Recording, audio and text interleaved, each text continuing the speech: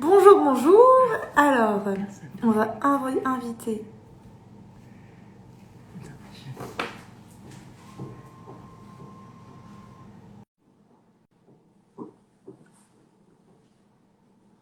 Bonjour à tous.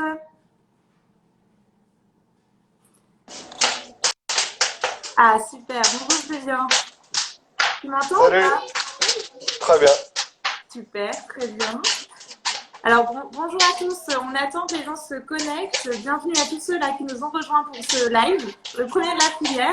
Donc, petite excitation de notre côté. Bonjour, merci pour vos petits messages. N'hésitez pas, on peut faire des petits tests techniques en attendant. Si vous avez des soucis de son, si vous m'entendez bien, n'hésitez pas à le mettre en commentaire. Comme ça, on pourra voir si on peut améliorer les choses. Alors moi je t'entends très bien. Ah, super. Bon, ça va, Julien? Tu me vois, toi tu me vois bien du coup Ouais, ça va? Tu vois tout? nickel. Ok. Je te vois, je vois le cours, c'est parfait. Bon bah nickel. Donc, bah, juste attendre un petit peu le temps que les gens... Ah, super, on me dit tout est bon, merci. On attend juste un peu que les gens se connectent. Regarde, hop, on est bon. D'ailleurs, j'en profite si vous avez des questions. En bas, vous avez un petit espace commenté. Et à côté, dans les stickers, vous avez une bulle avec un point d'interrogation. N'hésitez pas à l'utiliser quand vous posez des questions. Ça nous permet de mieux visualiser que c'est des questions. Voilà. Hop. Je pense que c'est le bruit du four qu'on entend. Ouais, c'est probable. C'est que ça Tu craque, le c'est ça? vois, ouais, ça craque, ouais, c'est Ok, ça. énorme. C'est l'esprit de Noël avant l'heure, tu vois. Ça me va, ça me va. Alors, est-ce qu'il y a encore du monde qui se connecte ou je... Tac, tac, tac. J'attends encore un petit peu, peut-être on attend allez, 30 secondes, je suis généreuse. En tout cas, T'es merci à trop sympa. merci. Merci à tous ceux-là qui nous rejoignent. Hop, hop, hop. On est bon. On a l'impression qu'on est bon. Ça marche pas pour les questions, vous dites? Bah, sinon, vous mettrez en commentaire et je pense on le verra. Mais normalement, apparemment, le petit sticker avec un point d'interrogation, ça permet de poser des questions. Alors après, je ne suis pas une experte quand il y a un souci technique sur ça. Je vais demander à Laetitia. Tu vois pas les commentaires? Oui, sinon, oui, non, mais effectivement, vous pourrez mettre des commentaires, ça marchera. Et Laetitia, toi, tu vois pas les commentaires? Parce que je suis accompagnée de Laetitia, qui s'occupe de tous les médias pour la filière CRT. Et du coup, elle m'accompagne. Hein. Sans elle, je ne saurais rien. On y va? Bon, bah écoutez, je pense qu'on peut commencer. De toute façon, il y aura un replay disponible pour ceux qui loupent le début. Donc voilà, premier live de la filière CRC. Donc on est hyper content de commencer ça. Et aujourd'hui, pour ce premier live, on part à la rencontre de Julien. Donc Julien qui est à Lyon, qui est un artisan boulanger depuis 15 ans. Et on va parler un peu de son métier, on va parler de le à boire, voilà, de sa vision des choses. Et puis après, si vous avez des questions, il y aura un temps d'échange. Je vais aussi juste commencer par me présenter parce que peut-être que vous ne me connaissez pas. Donc, je m'appelle Marie Rambaud, je suis responsable communication pour la filière CFC. Et la filière CFC, pour ceux qui... Alors, je ne sais pas quel est votre niveau de connaissance, donc je vais le présenter très rapidement. S'il y a des questions, je pourrai répondre après. CFC, ça veut dire culture raisonnée contrôlée. C'est une démarche qui est née dans les années 90 en Bourgogne. Une démarche qui vient des agriculteurs qui se sont dit comment est-ce qu'on peut valoriser nos céréales. Ils se sont dit, bah, nous, on va partir sur la qualité. On va produire des céréales qui sont 100% françaises, qui sont plus saines et plus respectueuses de l'environnement. C'est vraiment leur idée de base. Et ils ont déposé des cahiers des charges, donc on a des céréales certifiées, et ils ont construit une filière, c'est-à-dire qu'ils ont regroupé autour d'eux de nombreux acteurs, du champ à l'assiette. Donc aujourd'hui, on a plus d'une centaine d'adhérents, plus de 4000 boulangers, dont Julien, voilà, très, très bon représentant avec nous ce soir. Et si je devrais résumer un peu les engagements de la filière, c'est on produit des céréales 100% françaises, elles sont cultivées de manière raisonnée, selon des pratiques agricoles qui sont favorables à la biodiversité. On n'a aucun traitement après la récolte et on soutient aussi les agriculteurs grâce à un système de prime à la tonne pour leur permettre d'avoir une meilleure rémunération. Donc voilà, ça c'est la présentation de la filière en 3 mots, donc culture raisonnée contrôlée, c'est la filière française. Et du coup, ce soir, on va surtout parler de Julien. Donc vraiment, merci Julien d'avoir accepté de participer à ce premier live. Voilà. Mais je t'en prie, c'est avec plaisir. Je te remercie de m'avoir invité. Et bonjour à tous d'ailleurs. Voilà. Est-ce que tu veux justement commencer par te présenter peut-être? Oui, bah donc moi c'est du coup Julien. Je suis le petit-fils de Pierre et le fils de Max et j'ai 3 boulangeries Max Pollan à Lyon. Donc à commencer par celle-là où nous sommes, où il y a le four à bois. Ah, génial. Et du coup, est-ce que tu peux m'en dire un peu plus sur la boulangerie dans laquelle tu es, sur ta façon de travailler? C'est un peu Oui, particulier. bah alors en fait, si tu veux, c'est donc je parlais de mon père et de mon grand-père. Ils ont pris le parti, si tu veux, dans les années 50, ensemble, de refaire du pain de campagne à une époque où on faisait plus que du pain blanc. Et en fait, ils sont simplement revenus au pain comme on le faisait il y a 3000 ans, comme les Égyptiens le faisaient, à part qu'on a un pétrin. Bon, mais on est quand même, enfin, on est sur le pain comme on doit le faire. Et parce que en fait, c'est le vrai pain. Du pain avec de la farine écrasée à la meule de pierre, du pain au levain et la Rolls-Royce des fours, le four à bois, quoi. Et justement, quand on préparait un peu ce live, on discutait avec toi. Et ce four Ouais. à bois, c'est vraiment, si j'ai bien compris, la raison pour laquelle tu t'es installé là. Est-ce que C'est du coup, ça. tu peux nous en dire un peu plus parce que c'est quand même assez génial comme outil. Ouais, bah, ouais, c'est clair, c'est qu'en fait, si tu veux, bon, je voulais m'installer à Lyon. Ouais, Donc, voilà, après, tu sais, bah, voilà, Lyon, c'est une jolie ville, capitale de la gastronomie, ouais, ça bon. va être Et sympathique. puis, il y avait quand même un préalable essentiel, c'était d'avoir un four à bois. Aujourd'hui, t'en installes plus comme tu veux, t'es surtout obligé de reprendre de l'existant, quoi. Et au final, c'est le petit-fils du monsieur qui a construit ce four-là qui m'a trouvé cette boulangerie. Et le plus amusant, si tu veux, c'est que en fait, il a construit ce four en 76 et la même année, il a construit le deuxième four à bois de mon père. Donc quand je suis arrivé ici, j'étais comme à la maison puisque j'ai appris le métier sur un four Chazal, donc c'est un four à bois à gueulard. D'accord. Donc c'était génial puisque tu arrives, en fait, bon, le décor extérieur a changé, mais l'outil est le même que chez moi. Et du coup, quand tu dis four à bois gueulard, c'est-à-dire, enfin, comment ça fonctionne? Alors, bah, écoute, je vais te montrer, hein.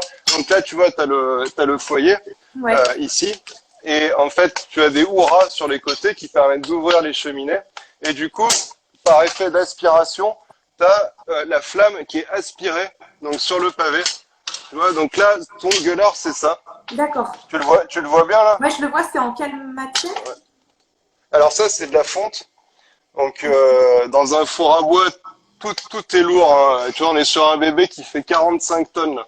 Donc Ça va, c'est hein. vraiment, ouais, ouais, mais en fait c'est son avantage, c'est vraiment ça qui fait qu'il est bon, quoi. C'est ça qui fait que c'est la Rolls-Royce des forces, c'est ces 45 tonnes parce que c'est du sable réfractaire, des briques réfractaires, des pavés réfractaires. Donc tout ça, ça permet en fait d'accumuler la chaleur. On va garder la chaleur très longtemps. Elle va mettre aussi très longtemps à bien imprégner le four. Ouais. C'est vraiment, le four, tu le vois prendre en vie.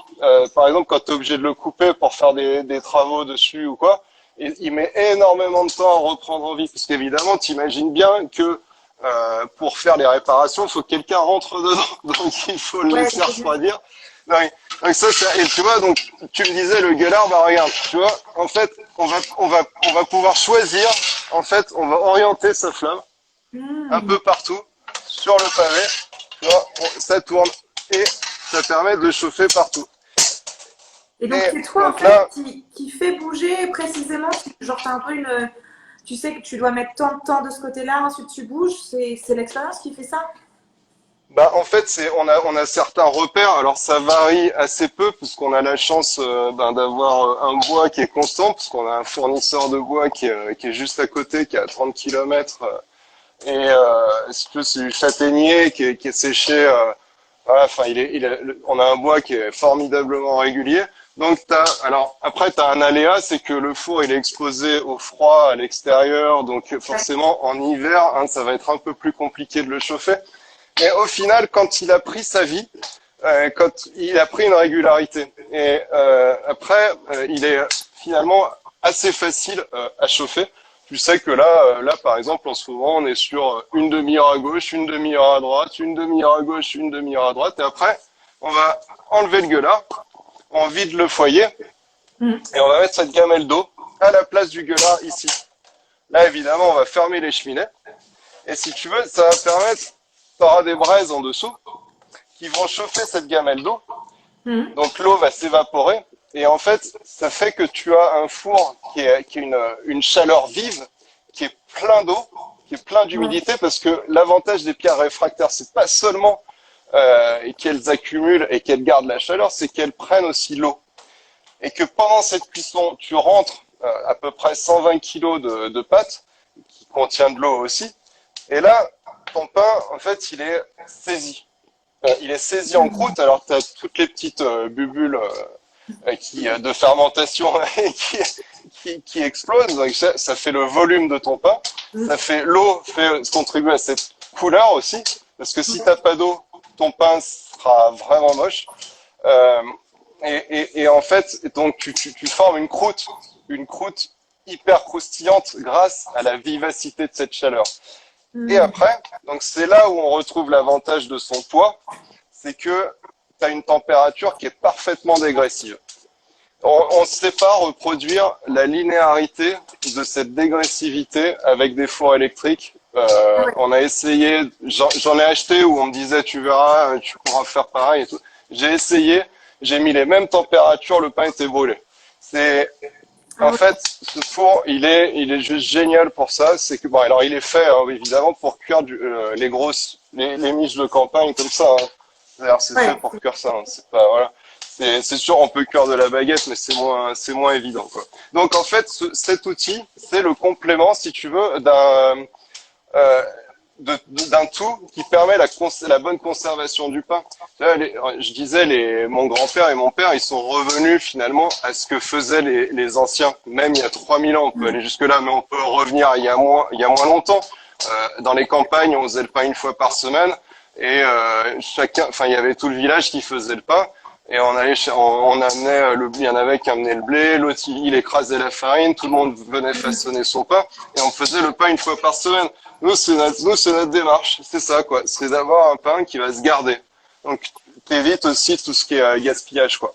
Et du coup, Mais bon, il y a d'autres aspects, pardon. Ouais, je ouais, t'écoute. par rapport à cette conservation, c'est dû à la croûte en fait qui permet de garder le pain plus longtemps et puis le volume, on va dire, du pain, c'est ça un peu? Bah, alors, en fait, t'as pas que ça. Si tu veux, t'as la croûte, évidemment, qui fait une protection, parce que t'as une croûte épaisse avec la chaleur vive. Après, t'as une mie aussi qui est beaucoup plus soyeuse, parce que bah, dès que tu mets 120 kilos de pâte dans ton four, ta température, elle redescend d'un seul coup.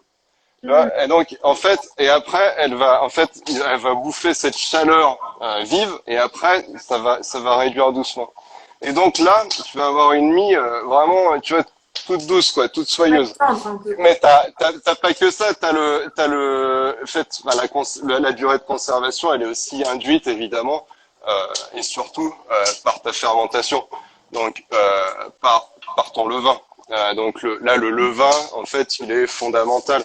Si tu veux, il sert pas. Alors le levain, il a quand même, juste, je me permets de le rappeler, il a quand même un gros avantage, le levain, il permet la dégradation du gluten. Donc c'est important ces jours-ci. Voilà, on voit de plus en plus de gens intolérants au gluten. Donc là, c'est génial parce que ben, ça permet d'avoir un pain qui est plus digeste aussi, qui a plus de goût et qui se conserve mieux, en fait. Mm. Pour reprendre en fait vraiment si tu veux, mon grand-père et mon père, ils sont revenus aux sources. C'est aussi simple que ça, quoi. C'est un levain, c'est du goût, de la bonne conservation. Un four à bois, c'est pareil, c'est de la conservation, c'est la cuisson idéale, quoi. Et la farine écrasée à la meule de pierre. La farine écrasée à la meule de pierre, quel est l'intérêt, en fait? C'est que on a conservé le germe du blé, Alors que en fait, la première phase d'extraction des farines blanches, c'est d'enlever le germe du blé. Donc en fait, à ce moment-là, on enlève toute la vie du blé. Puisque si tu jettes un grain de blé, tu verras bien que si tu l'arroses, il pousse. Si tu as retiré le germe, il poussera pas. Et en fait, ça c'est important, on retire déjà toute la vie. Donc cette farine écrasée à la meule de pierre, elle a déjà en elle tout ce qui nous permet d'assimiler le gluten. Hmm. C'est cette richesse du germe qui fait la richesse de cette farine-là. Et du coup, ouais, bah, par rapport à tout ce que tu disais, et puis sur le four, donc, je me demandais, les fours comme ça, en fait, c'est plutôt rare. Il y en a plusieurs qui existent en France ou c'était dur à trouver du coup? Bah, Bah ouais, ouais, non, il y en a pas beaucoup. D'ailleurs, en fait, mon fournier est très difficile à attraper parce il se balade dans le monde entier. Un petit coucou à David Chazal, s'il nous regarde. Et ouais, il se balade dans le monde entier. Il fabrique des fours. Ils sont très très rares à faire ça. Alors, il y en a quelques-uns. En fait, il y a surtout des petits fours de village ou alors les fours à pizza qu'on voit plus souvent, les Ouais. fours à bois à pizza. Mais en fait, on est sur un système de chauffe à la romaine, c'est-à-dire qu'on va poser le bois sur la sole. Ah oui, alors pour toi, c'est. Donc là, là, c'est compliqué à gérer parce que alors, souvent dans les pizzerias, tu vois, ils mettent le bois d'un côté, ils chauffent, après ils déplacent le bois de l'autre côté, ils cuisent des pizzas sur cet autre côté. Hmm. Pour faire des fours, c'est quand même. Alors, l'intérêt, c'est d'avoir un four à bois, ce qu'on appelle à chauffe directe, c'est-à-dire que là, comme tu vois, la flamme qui touche le pavé, quoi. Hmm. Euh, Ça, c'est quand même assez rare. Ouais, parce que plus souvent, c'est des fours à la romaine où tu vas mettre le bois, où tu vas faire la fête du village et retirer le bois. Mais non, travailler comme nous, c'est assez rare. Ouais. Ok, c'est assez incroyable. Et du coup, c'est tous tes pains que tu fais dans ce four-là ou c'est surtout tes gros pains et tu as d'autres fours pour, par exemple, Alors, tu parlais des baguettes et c'est vrai que je me disais. ouais, alors, mais non, mais on est, ouais, si tu veux, on est obligé de faire d'autres pains. Ouais. En fait, mon cœur, c'est ce pain-là. Voilà, mais c'est vrai que tu dois faire plaisir à tout le monde. Alors, c'est vrai qu'on fait aussi d'autres pains, mais là, on les fait dans une autre boulangerie, au Hmm. 76 avenue des Frères Lumière. On les cuit sur four électrique, mais avec des fours à sol en pierre, donc c'est des fours Hmm. qualitatifs quand même. Alors c'est vrai que c'est beaucoup plus évident. On fait donc que la miche sur four à bois, parce que c'est vrai que en fait, ce four il est quand même fait pour faire des grosses pièces. Alors les petites pièces c'est quand même, je te l'avoue, beaucoup plus sportif à faire. C'est-à-dire que tu peux mettre 100 baguettes là-dedans. Quand on fait 1000 par jour, c'est vraiment beaucoup d'énergie. Alors déjà que boulanger, c'est un métier physique, mais alors là, ça Ouais, devient là, c'est vraiment mort. compliqué, quoi. Ouais, c'est ça. Bon, on le faisait, hein, on le faisait, mais c'est vrai que là, tu peux plus demander des choses comme ça aux gens. Là, voilà. Enfin, on rend le métier intéressant. On arrive encore, même dans ce contexte, à attirer des gens, des boulangers qui sont intéressés par leur métier parce qu'on est typique que en fait les gens sont fiers de travailler de cette façon-là parce que là on retrouve vraiment le métier de boulanger quoi. Non, mais oui, donc en fait, c'est ce four avec ce pain, quoi. C'est un peu un tout pour toi, si je comprends bien. C'est Ouais. ça exactement quoi. C'est ça quoi. C'est ce qui permet de donner vie en fait cette histoire quoi si tu veux. Et d'ailleurs, j'ai encore une question, hein, désolée, mais Et je tu t'en prie. disais Hein. tout à l'heure, du coup, que tu as une vraie un peu inertie dans le four, ça met du temps à refroidir. Quand tu dois faire une Ouais. réparation, tu attends combien de temps avant que ce soit froid, du coup? Enfin, Alors ça dépend si c'est mon père qui fait la réparation. Lui, il va y aller au bout de 48 heures. Il va prendre une planche et se mettre dedans. Mais si t'es à peu près normal, donc, que tu as une capacité de résistance aux chaleurs extrêmes qui est normale, tu vas attendre au moins une semaine, 10 jours, voire 2 semaines. Ouais, ah ouais, ouais, bah ça, en fait, le lendemain, le lendemain, là, tu reviens demain, c'est à 24 heures, il reste à 100 degrés, quoi. ah oui, donc c'est Il y a- vraiment, ça prend ah vraiment non, du temps. c'est très très très long. Hein. C'est très très très long. Hein. Alors, j'en profite parce qu'il y a des personnes qui nous ont rejoints. Donc, on est avec Ouais. Julien et donc on fait un petit live, le premier de la filière CRC. Et notamment, Julien, une de ses particularités, parce qu'il en a beaucoup, mais ça, c'est quand même assez unique, il travaille avec un four à bois. Donc voilà, il nous démontre un peu comment, enfin, il nous montre comment ça marche et on en discute un peu. Si vous avez des questions, n'hésitez pas à les poser, on y répondra. Mais Julien, du coup, tous les jours, tu le refais chauffer en fait. Ah ouais, il chauffe tous les jours. Bah, ça, c'est la condition, c'est qu'il doit vraiment rester vivant. Hein, c'est que, en fait, c'est comme un levain, si tu veux, ça s'entretient. Ouais. Ça s'entretient tous les jours. C'est la condition, la difficulté de notre métier. Mm. Mais en fait, c'est aussi, si tu veux, ce qui fait que c'est autre chose. Enfin, que ça valorise un savoir-faire. En fait, voilà, c'est un vrai métier. C'est pas façonner du pain blanc sur des façonneuses et puis les mettre dans des chambres de pousse. Enfin, on est vraiment sur là du vrai pain, quoi. Encore une fois, quoi. Désolé, je suis un peu, je suis un peu fier de mon truc, mais enfin, c'est vrai que c'est tellement typique, quoi. Il faut que je remette du bois parce que sinon, il va se refroidir. Hein. Vas-y, vas-y, fais, on va pas perturber Non, mais la t'inquiète pas, c'est bon. cause. Tu me perturbes pas, je t'écoute quand même, t'inquiète pas. Mais, et donc, du coup, c'est en permanence toute la journée. Parce qu'en fait, moi, j'imaginais par exemple que c'était le matin que tu te chauffais, mais en fait, non, en permanence dans la journée, tu Bah, vas. en fait, non, on va le chauffer un peu le soir pour le préparer pour le lendemain, mais surtout le gros de la chauffe évidemment se fait tôt le matin. L'avantage voilà, c'est que on peut travailler pour le jour même. C'est-à-dire que moi j'ai installé aussi des horaires un peu plus agréables pour les boulangers. Donc on va avoir une fournée toute chaude qui sort vers 8h30 quoi, à peu près. Pour D'accord. un boulanger qui va attaquer à 5h. Voilà. Donc, ça reste 5 Parce heures. que ça, juste, bah, en fait, si tu veux, c'est justement, moi, Ah, non, si tu veux, ah, ah, vas-y, tu vas-y, m'entends, c'est bon? continue. Ouais, ouais. Ah, attends, que je le tourne du coup. Sinon, ça va pas être. Tu vois, c'est quand même une belle image, quoi. Ouais, non, c'est canon, hein. C'est C'est vachement. cool. Ouais, pardon, tu disais, excuse-moi, Non, en j'ai fait, c'est perdu le que je fil me du coup. pose une question. Est-ce que tu as toujours travaillé avec ce type de four? Oui, bah en fait si tu veux, moi j'ai grandi à Paris dans la boulangerie de mon père et c'était, enfin j'ai toujours connu que ça. Pour te situer même, je suis un petit peu sectaire, c'est vrai que j'ai jamais travaillé sur four électrique, donc j'en ai un, mais je m'en sers pas. C'est vraiment, je suis attaché à ce four-là. C'est Ouais, bah, en fait, j'ai difficulté sur les autres fours, ça me parle moins, quoi. Ouais. C'est mon joujou à moi. Ouais, il faut que tu lui donnes un petit nom, là. À ce stade-là, Julien. Ah non, mais. Et parce que toi, tu as l'habitude, quelqu'un qui connaît pas, ça doit mettre beaucoup de temps pour le prendre en main, ce type d'outil. Tu penses que c'est. Même, Ouais, ouais. ça doit être super lourd à manier, enfin, même physiquement, tu vois, manier le gueulard, c'est de la fonte.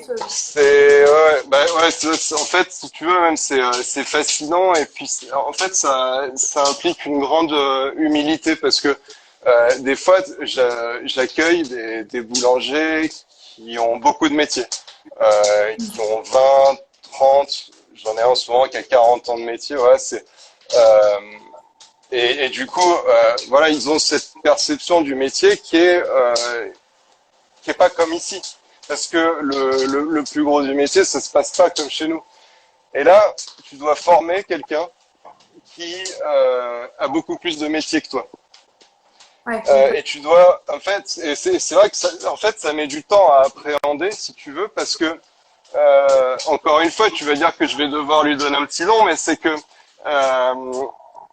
en fait, faut apprendre à l'apprivoiser, si tu veux, parce que là, c'est lui qui décide. Un four électrique, un four électrique, il sera toujours prêt, quoi. Tu l'allumes, il reste chaud, tu peux mettre du pain dans le four, tu le sors, t'en remets tout de suite. Là, moi, je peux pas remettre du pain tout de suite. Tu vois, et tu vas devoir synchroniser ici. ta fermentation, ton façonnage, ton pétrissage et ta chauffe de four. Et, et c'est quand ton four il est prêt que toi tu dois être prêt. Ouais, Et c'est pas l'inverse en fait. Si tu veux, nous on a inversé le métier quoi. Euh, je dirais aussi que c'est aussi en fait la grosse valeur si tu veux que mon grand-père il a apporté, c'est fait de revenir à un rythme lent. Euh, parce qu'on a eu une grosse accélération de la panification. Ouais, tu vois, en fait, ça, c'en est l'expression même, en fait, parce que c'est lent, quoi. Parce que tu peux pas, en fait, euh, arriver et que ce soit chaud. La plupart des boulangeries, les gens ne le savent pas, mais tu arrives le matin, ton four est chaud, ton pain est poussé, donc tu mets ton pain dans le four. Mais pour travailler de cette façon-là, ça implique des choses qui sont pas forcément bonnes, je trouve, quoi. Là, avec ce four-là, tu es obligé de prendre ton temps. Tu es obligé, en fait, de regarder d'avoir des farines aussi qui sont plus riches, qui sont plus vivantes. Tu vois, ben, en fait, par exemple, moi, c'est la farine, la qualité de la farine des minoteries Vuillermet là, qui m'a amené aussi à choisir ce CRC. C'est pareil, on parlait de la mouture à la meule de pierre. La mouture à la meule de pierre, en fait, ce qui est génial, c'est que, si tu veux, la meule, elle écrase tout doucement le blé. On garde le germe du blé, elle écrase tout doucement le blé, contrairement au cylindre métallique qui tourne à très très haute vitesse et qui chauffe le blé. Donc, qui cuise, en fait, toute la vie que tu as dedans.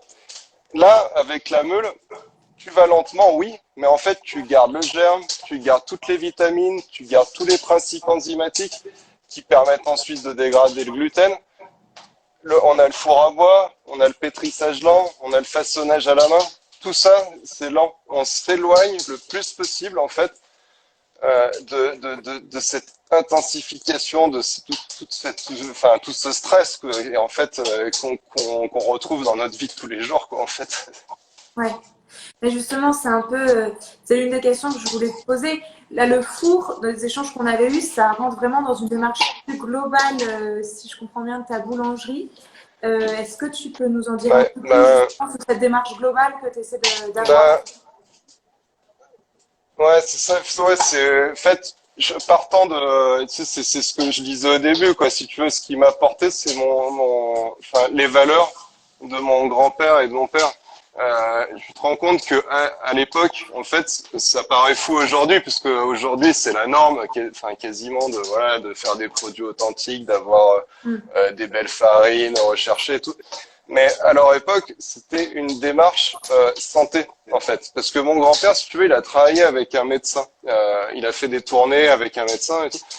Et il a été sensibilisé justement à ce qu'on appelle maintenant l'alicament, quoi. C'est-à-dire que ton alimentation, ça peut être ton premier médicament, quoi. Mm. Et ça, en fait, si tu veux, c'est cette valeur-là hein, que je veux faire perdurer. Parce que en fait, c'était ça leur richesse. C'était revenir aux sources. Et les sources, c'est quoi? En fait, on s'en rend compte maintenant, c'est de faire soi-même. Donc moi, je suis hyper fier, si tu veux. Voilà, j'ai que 3 boulangeries à Lyon, mais je suis fier d'une chose, c'est que je fais tous mes produits à la main dans mes ateliers à Lyon. Tu vois, avec des farines, donc là, ouais, qui sont CRC, qui sont locales en plus, avec Villermet. Bon, le CRC, on garantit le français, là, en plus, avec mon moulin, on est en local. Et je travaille aussi que du produit de saison pour tout ce qui est traiteur et pâtisserie. C'est en fait mes valeurs, c'est ça, c'est simplement tu vois de l'authenticité du vrai artisan. Moi, il y a un truc hyper important à rappeler juste, c'est que tu te rends compte que on n'est que 20% à fabriquer nos viennoiseries. Euh, Chez nous, dans nos ateliers, on a donc et nous on en fait partie et en plus on fait tout. Donc Mm. pourquoi je fais tout? Parce que en fait, ça me permet de choisir tous mes ingrédients.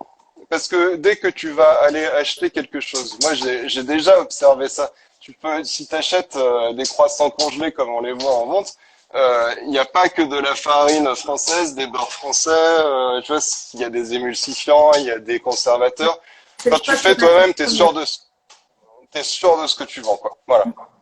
Et justement, par rapport à ces matières premières, du coup, enfin, je sais que vraiment t'en prends soin. Qu'est-ce qui, toi, t'a amené à travailler avec des farines CRC? Tu vois? Pourquoi tu as fait ce choix-là? Bah, en fait, alors, si tu veux, j'ai la farine Viormet, la farine écrasée à la meule de pierre CRC qui me livre. En fait, si tu veux, elle est géniale. J'ai changé de farine par rapport à mon grand-père et qui prenait une autre farine de meule qui était du coup de l'Île-de-France parce qu'elle m'a permis d'aller plus loin dans la recherche du goût. On a en fait une farine qui est plus bise où en fait elle est vachement plus vivante et elle a aussi une grande tolérance au froid. C'est-à-dire que je vais travailler comme mon grand-père et mon père sur la même recette. Ouais. Mais je vais aussi après travailler sur une fermentation froide. C'est-à-dire que je vais pas faire de la pousse lente, ce qu'on appelle, c'est-à-dire que tu sais, la plupart des boulangers, je te le disais, ils font pousser à 12 degrés, 12 heures. Et pour ça, il faut beaucoup de gluten, ajouter du gluten, ajouter des émulsifiants. Enfin, travailler comme je veux pas travailler. Et si tu veux, là, cette farine, je vais pouvoir façonner mon pain. Donc là, c'est tout dans un frigo pour demain.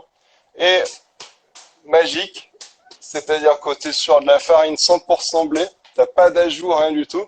Et demain, je te sors ça, je te cuis le pain et il est encore meilleur qu'avant en fait. J'ai en fait et c'est vraiment si tu veux c'était un truc important pour moi, enfin changer de farine. Ouais. Mais j'ai choisi donc pour te répondre, j'ai choisi cette farine là parce que j'ai essayé, j'ai goûté et c'était meilleur, clairement. Ça m'a marqué, vraiment. J'ai dit tout de suite, je veux faire ça tout de suite parce que j'ai Ouais. pris la miche. Comme mon père, il me le faisait, il me disait, sors-moi ça, sors-moi ça. Et tout. Donc, il prenait la miche, ouais, il fait, sors-moi ça, ça. Et en fait, et là, t'avais carrément des odeurs d'épices et tout. C'était 1000 fois plus riche, quoi. C'est pour Ouais. ça que j'ai changé. Voilà. Ouais, donc c'est la qualité, c'est le goût. Et du coup, après, parce que quand on discutait, tu étais un convaincu du CRC, enfin, c'est assez. Merci. Est-ce qu'il y a des choses qui te plaisent plus dans la démarche, tu vois? Bah, en fait, on est arrivé, enfin, je suis pas complètement raccord dans le sens où le slogan du CRC, bah, je le prends en fait un peu, je te l'avoue de Vas-y, temps en allez. temps. Non, mais en fait, c'est vraiment, tu sais, c'est hyper rigolo parce qu'en fait, tu as l'impression que rien n'arrive par hasard parce que c'est exactement ce que je disais avant de vous rencontrer. Votre slogan, c'est bon pour l'homme, bon pour la nature. Mm. Et en réalité, c'est ce que je fais, quoi. C'est-à-dire que, en fait, ce que je dis souvent aux gens que je recrute, qui sont en vente, parce que voilà, enfin, c'est nos ambassadeurs à nous, hein, en vente. Et ce que je dis, c'est, moi, tous les produits que je fabrique, je les fabrique comme si mon fils, il allait les manger. Mm. Et quand mon fils, il mange un produit, un croissant, du pain ou quoi que ce soit, si tu veux, le but, c'est que il se fasse plaisir. Parce que, enfin, je veux dire, on parlait d'alicament, mais il y a aussi l'aspect réjouissance de ce qu'on mange, quoi. C'est quand même Ouais, c'est un grand plaisir dans la vie, quoi, ce qu'on mange. Donc, surtout en boulangerie, quoi. ouais, voilà, quoi. Si t'aimes pas manger, t'es au mauvais endroit, quoi. Mais, et puis, ouais, et puis franchement, c'est un des plaisirs simples. Voilà, on reste dans la simplicité. Tu vois, tu prends un croissant. Tu vois ton fils manger un croissant. Et un croissant, il y en a pas un pareil déjà. Et tu vois que mais même mon fils ou d'autres, tu vois le bonheur qui est dans les yeux en fait quand il mange ce croissant. Et même moi, tous les matins, j'en mange un. Et à chaque fois, je m'éclate en fait. Et tu vois, il y a le café, il y a le croissant, et c'est un kiff quoi. C'est vraiment, c'est super. Donc en fait, et puis après, quand tu vois ton fils manger, tu sais, c'est pour rejoindre aussi l'aspect santé. C'est mon fils, je vais pas lui donner un croissant avec des émulsifiants et des gluten à la tonne. Donc, je veux pas empoisonner mon fils non plus. Je veux aussi que mon fils, il ait une planète propre et que on arrête de tout saccager. Donc, et en fait, là, avec ma démarche, si tu veux, je suis sûr que mon fils, il peut venir chez moi manger, prendre du plaisir, prendre soin de sa santé, et en plus, je contribue à, si tu veux, prendre soin de l'environnement, quoi, tout simplement, quoi. Ouais, donc c'est une démarche qu'on retrouve vraiment dans tout, quoi. Et je me demandais, j'avais une dernière question, parce qu'après aussi, peut-être ceux qui suivent le live ont des questions et je voudrais pas monopoliser le temps de parole. Mais c'est une question souvent qui nous est demandée, c'est comment est-ce que, en tant que boulanger, tu présentes le CRC dans ta boulangerie, comment t'en parles, est-ce que les gens posent des questions, enfin voilà, comment ça se passe Ouais, concrètement de l'autre côté. ben, si tu veux, moi, quand j'en parle, c'est j'insiste souvent sur l'aspect créé par des agriculteurs. Ouais, Parce que, tu vois, on parlait de la planète, on a parlé des hommes, des boulangers, et finalement, on oublie trop souvent que ben, il y a derrière tout ça, enfin, on s'en rappelle un peu en ce moment, même s'il y en a beaucoup qui, enfin, voilà, enfin, la situation est très difficile dans l'agriculture. Et moi, je mets en avant, si tu veux, l'aspect que ça a été créé donc par des agriculteurs et que tu as un aspect juste rémunération des agriculteurs, qui moi me paraît en fait central, parce que sinon, le système de prime à la euh, tonne que j'expliquais. ouais, c'est ça. En fait, moi, la juste rémunération, parce qu'on parle des fois tu sais, d'échanges équitables ou quoi, mais dans notre propre pays, il y a pas, enfin, l'échange n'est pas juste, quoi. Donc ça, je trouve que remettre les agriculteurs au centre, c'est juste fondamental, quoi, pour Ouais, moi. le fait que c'est une Après, démarche qui vient du terrain, c'est ça. Ouais. ouais, c'est ça qui vient du terrain et qui préserve, en fait, la source de notre richesse. Je veux dire, c'est quand même eux qui fabriquent la matière première. Enfin bon, après, il y a évidemment les moulins entre les deux qui ont leur valeur ajoutée aussi, hein, mais on a besoin du blé avant tout, quoi.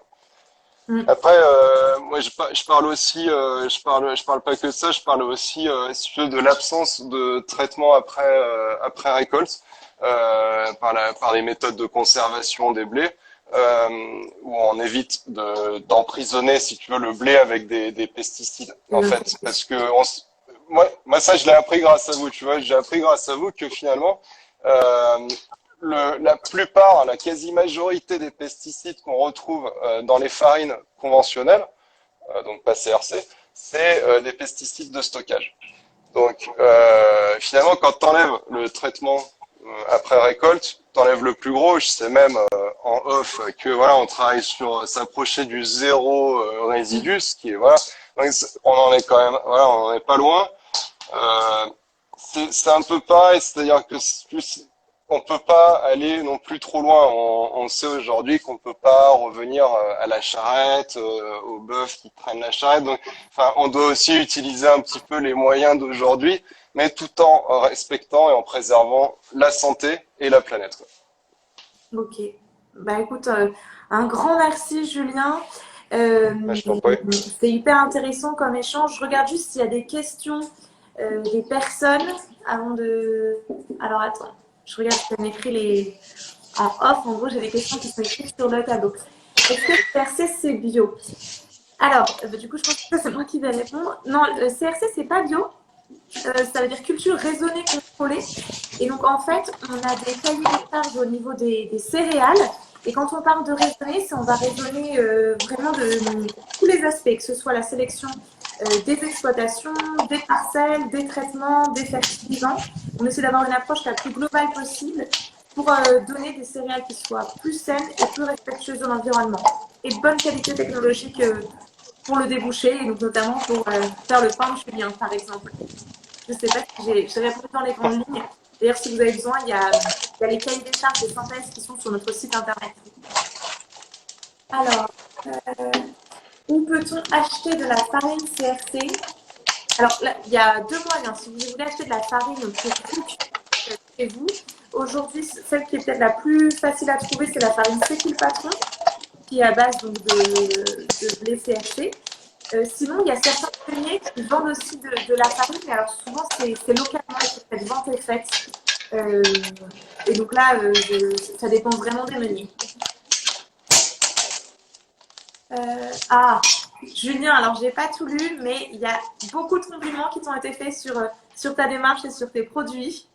Ah bah, Donc, c'est super gentil, merci. Bah ouais. franchement, tu sais, là je me suis mis récemment, à répondre aussi aux avis Google et tout, et c'est vrai que j'engage tout le monde justement à donner ses avis positifs parce que on a besoin de soutien dans des démarches qui sont celles-ci. Parce que c'est vrai que c'est un peu différent des autres. C'est vrai que euh, moi j'en profite. C'est vrai que on est souvent des fois comparé aux autres et tout, mais il faut voir qu'on travaille totalement différemment. Je te disais l'exemple du Mm. croissant, du pain au chocolat.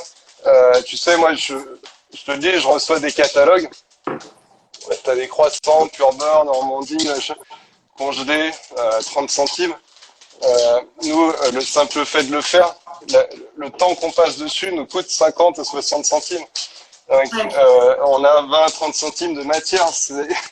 On n'est pas du tout sur les mêmes marges, mais en fait, le client il le sait. Le client il le sent, même s'il le sait pas. En réalité, les gens voilà, ils sentent cette différence de produit. Moi, la plus belle récompense que j'ai, c'est quand je vois des gens en fait qui ont pas cet a priori aussi du nom qu'il y a.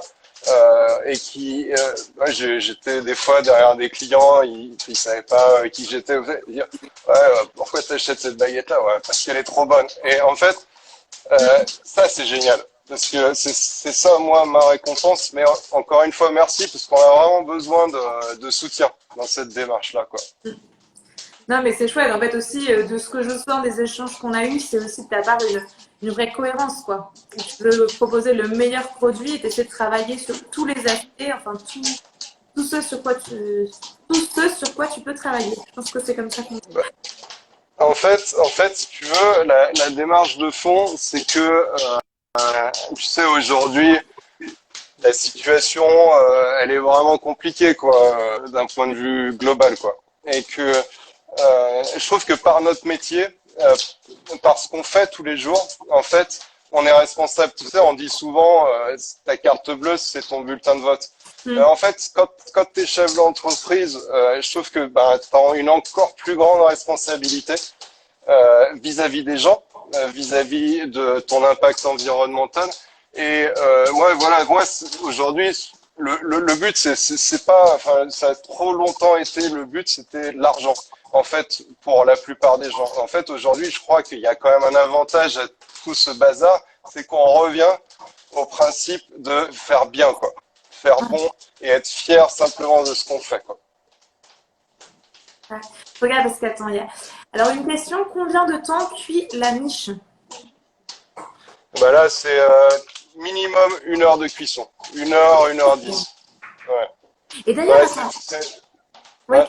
bien, la température quand elle est en train de cuire à l'intérieur du four, ça doit faire combien de degrés? Alors, en fait, ouais, quand tu mets au four, en fait, c'est assez particulier parce que tu as une sonde je sais pas si tu la vois. Ouais, si tu la vois, elle est juste là. En fait, alors c'est une sonde qui est juste sur à l'entrée du four. Mm. Donc, on est approximativement sur du 260 degrés, comme la cuisson d'une baguette.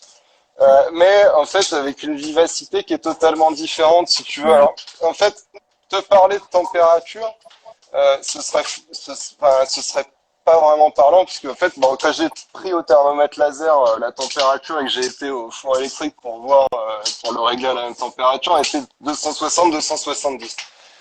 Mais tu peux être très chaud en sol Mm. et ne pas brûler ton pain. Mais en fait, mais ta chaleur elle est différente en vrai. Ouais. Ouais, C'est physique. tellement aléatoire, tu sais, t'as pas une miche qui est cuite pareil parce qu'en réalité, ton gueulard, c'est pas une science exacte, hein, donc c'est vraiment à peu près quoi. Ouais, mais ça marche. Mais en fait, c'est ça, t'as que des produits différents et c'est ça qui est génial. Parce que Mm. quand tu regardes par exemple les croissants dans les boulangeries, tu regardes si tes croissants ils sont tous pareils et que ils sont tous cuits pareil, je trouve ça très triste et surtout faut pas les manger parce qu'en vrai ils vont pas être bons quoi. Enfin, ils seront bons en bouche mais ils seront pas bons pour ta santé. Alors que là, forcément, tu viens dans des boulangeries, dans les 20%, dans les fameux 20% qui fabriquent leur viennoiserie, tu vas les voir, ils sont tous différents. Bah, c'est comme les miches, hein, t'en as pas une qui est cuite pareil.